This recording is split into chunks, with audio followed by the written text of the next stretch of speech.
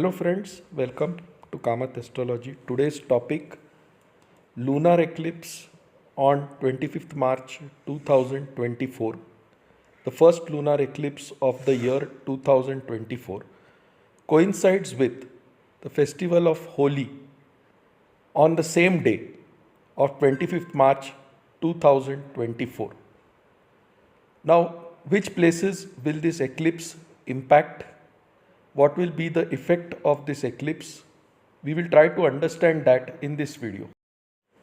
Now, this is a penumbral lunar eclipse, which means the sun, the earth and the moon will be aligned and the moon will pass through the earth's shadow.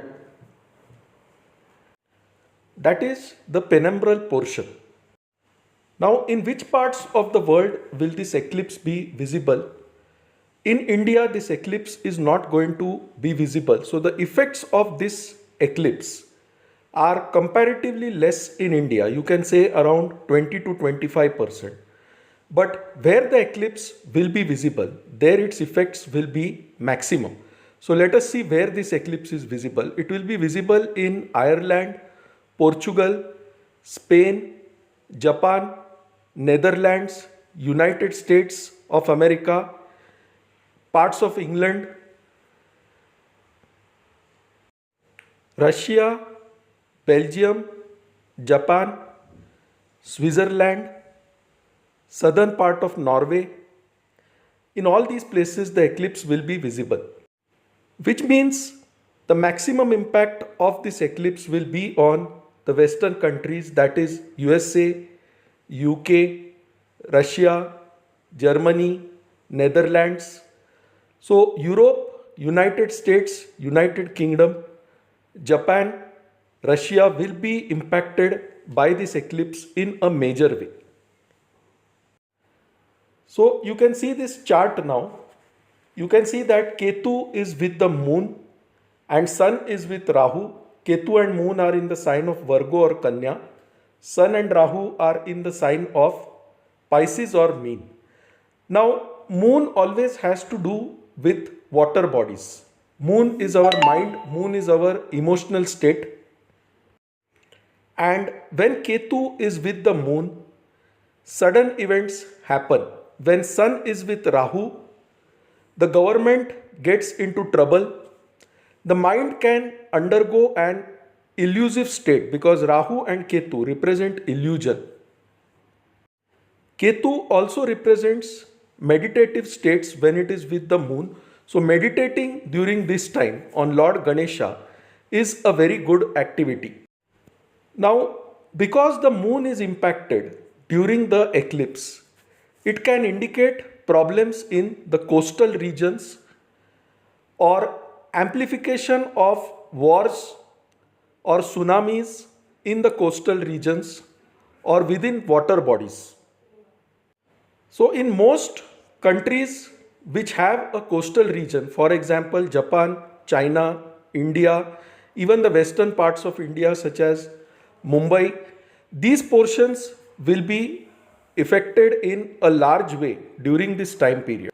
Now many people have a question whether we should celebrate Holi or not in this time period. Since the eclipse is not visible in India, the restrictions of Sutak Kal do not apply in India and auspicious activities related to Holi can continue in this time period. Now one more thing to observe is that Venus, who is the ascendant lord for India as well as for countries such as Moldova, is with Saturn and Mars in the sign of Aquarius. And when Saturn and Mars come together, it is called Vispotak Yoga or an explosive combination. Now Venus, the ascendant lord of these two countries, is trapped in this combination. So it indicates some kind of disturbance in these countries in this time period, either due to terror activities or some kind of civil riots or protests happening between the government, army and the common person in this time period. So the farmers protest and other things which seem to have gone down now may suddenly amplify. Post the eclipse, it may not happen on the same day, but within a few days of the eclipse happening, the protest can further amplify and create a disturbance. Even within the country of Moldova and Romania, these problems can happen, wherein the separatist groups may now intensify their movements to merge back into Russia.